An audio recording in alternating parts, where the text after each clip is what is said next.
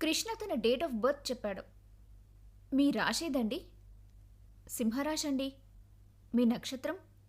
అయ్యో ప్రేమగారు, నేనసలు జ్యోతిషాన్నే నమ్మను. ఇక డేట్ ఆఫ్ బర్త్ చిన్నప్పుడెప్పుడో మా అమ్మ అంటుండగా నాది సింహరాశి అని మాత్రమే తెలుసండి. ఇంకేమీ తెలీదు. కొన్ని తెలుసుకోవాలి కృష్ణగారు, తెలుసుకోకపోతే ఎలా? కాస్త బుర్రవాడండి ప్రేమగారు.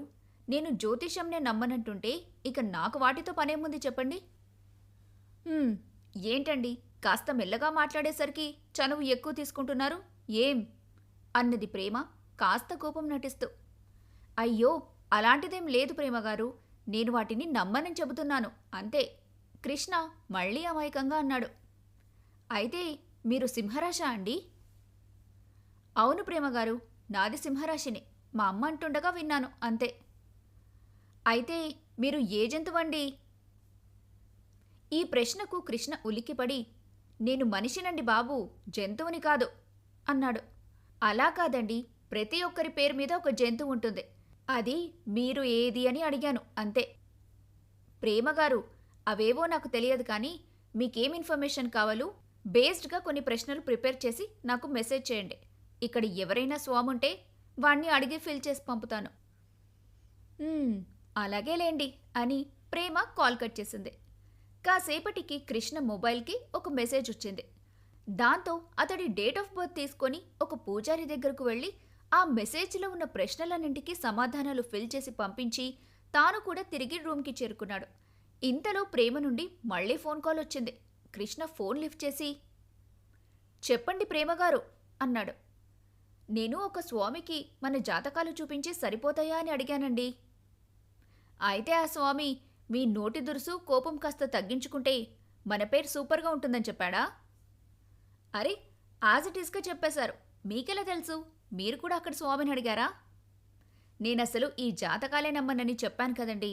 అయినా ఈ విషయం చెప్పడానికి జ్యోతిష్యుడి దగ్గరికెళ్ళాలా? మీ గురించి నా గురించి బేసిక్ నాలెడ్జ్ ఉన్నవాడు ఎవరైనా చెప్తారు. బేసిక్ నాలెడ్జ్ ఉంటే ఎవరైనా చెబుతారండి. డేట్ చూసి చెప్పేవాళ్ళని జ్యోతిష్కులు అంటారు. ఓహో, అయినా అదంతా నాకెందుకు కానీ ప్రేమగారు, నా ప్రపోజ్ని మీరు యాక్సెప్ట్ చేసినట్టేనా? అంత లేదు కృష్ణగారు, మిమ్మల్ని ఇంకా అబ్జర్వ్ చేయాలి. మా నాన్నగారికి కూడా నచ్చాలి మీరు. అప్పుడు నేను ఓకే చెప్తాను. ఓ, బోలెడంత టైం ఉందిలేండి. నేను కూడా ప్రమోషన్ తీసుకునే వరకు పెళ్లి గురించి ఆలోచించదలుచుకోలేదు. సో నాకు కూడా నో ప్రాబ్లం ప్రేమగారు. అది సరే కానీ మీరు నన్ను ప్రేమిస్తున్నానంటున్నారు కానీ ఆ శంకర్రావు కోసం నాకు లవ్ లెటర్ ఎలా రాసిచ్చారండి? పొరపాటున మీరు సంతకం చేశారు కాబట్టి సరిపోయింది. ఒకవేళ ఆ లెటర్ చదివి నేను ఇంప్రెస్ అయి శంకర్రావుకు పడిపోయి ఉంటే? నేను మిమ్మల్ని ఇష్టపడుతున్నాను ప్రేమ. అలా అని మీకు కూడా నేను ఒక్కడిని తప్ప ఇంకెవరూ నచ్చడానికి వీల్లేదు. నన్ను మాత్రమే మీరు, మిమ్మల్ని నేను మాత్రమే ప్రేమించాలని ఒత్తిడి చేయడం నాకు తెలీదు. ఒకవేళ ఈ 8 నెలల్లో మీకు నాకన్నా బెటర్గా మంచివాడెవరైనా మీకు నచ్చితే మీరు నిర్మోహమాటంగా వాళ్ళని పెళ్లి చేసుకోవచ్చు. అరే, వేరే వాళ్ళని ఎలా ఇష్టపడతారని మీ పెళ్లి కడ్డు రావటం వంటివి నేను ఎప్పటికీ చేయనులేండి అని కృష్ణ అనటంతో ప్రేమ ఒక క్షణం స్టన్ అయిపోయి నిలబడి కాసేపటికి తేరుకొని, అదేంటండి, నన్ను ఇష్టపడుతున్నారు కానీ ఖచ్చితంగా నన్నే పెళ్లి చేసుకుంటానని మీరెందుకు ఫిక్స్ అవ్వలేదు అని అడిగింది. ప్రేమగారు, మీరు నన్ను సరిగ్గా అర్థం చేసుకోలేదండి. నేను మిమ్మల్ని పెళ్లి చేసుకోను అని అనటం లేదండి. మీకు నాకన్నా బెటర్ ఆప్షన్స్ వస్తే మీరు వాటిని చూసుకోవచ్చని చెప్పాను అంతే అండి.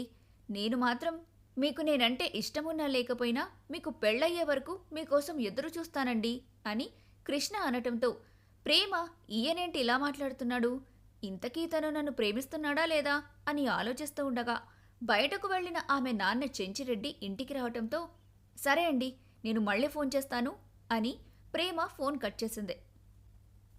దాంతో నాకు దక్కంది ఇంకెవరికీ దక్కకూడదనుకునేంత సాడిస్ట్ లవ్ కాదు నాదని ఈ ప్రేమకు ఎప్పుడు అర్థమవుతుందో అని కృష్ణ నిద్రకు ఉపక్రమించాడు. ఆ మరుసటి రోజు డైరీ ల్యాబ్లో ప్రేమ కృష్ణను కలిసి, చూడండి కృష్ణగారు, నిన్న మీరు మాట్లాడిన తీరు చూస్తుంటే మిమ్మల్ని కొన్నాళ్లు అబ్జర్వ్ చేయాలని అనుకుంటున్నాను. సో మరిద్దరి విషయం ఎవ్వరికీ తెలియకూడదు. అంతేకాదు, పబ్లిక్లో నాతో ఎప్పుడూ ఎక్కడ మాట్లాడకూడదు. ఎందుకంటే మన మీద ఎటువంటి పుకార్లు ప్రచారం అవ్వకూడదు.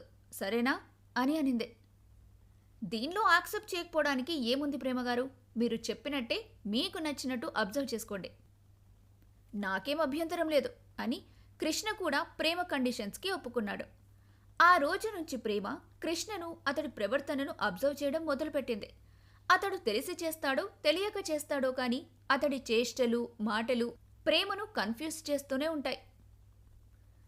నువ్వంటే ఇష్టమంటాడు, నాకన్నా మంచివాడొస్తే వాడు నీకు నచ్చితే వాడినే పెళ్లి చేసుకోవచ్చు, ఆ పెళ్లికి నేను కూడా సాయం చేస్తాను అంటాడు.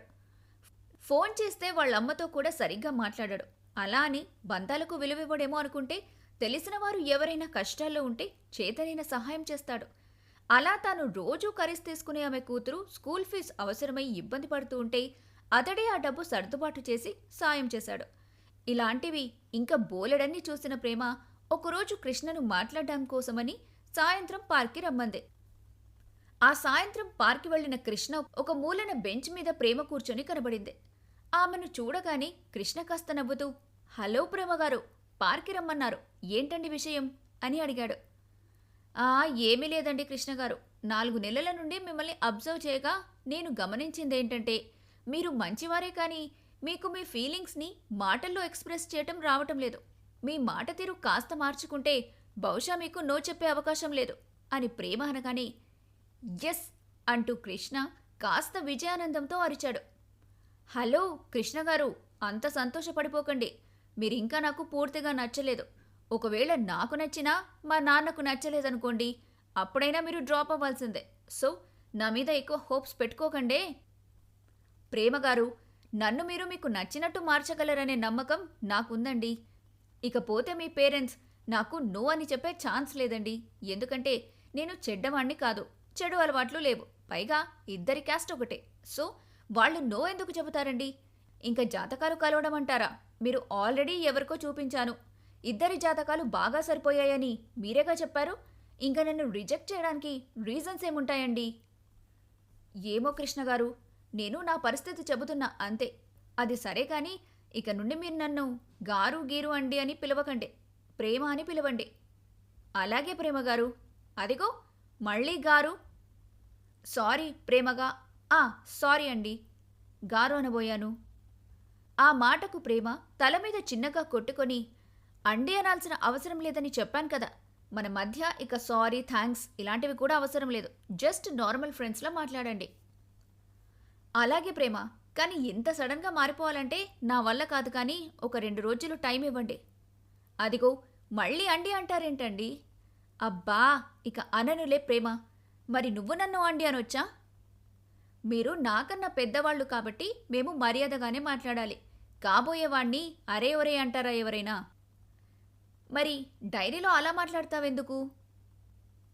కాబోయేవాడని క్లూ ఇచ్చిన దాన్ని క్యాచ్ చేయకుండా ఇంకో టాపిక్ ఏదో మాట్లాడతాడేంటండి బాబు అని ప్రేమ మనసులో తిట్టుకుంటూ, డైరీలో నేను ఎప్పుడూ ఎవరిని అమర్యాదగా మాట్లాడలేదండి.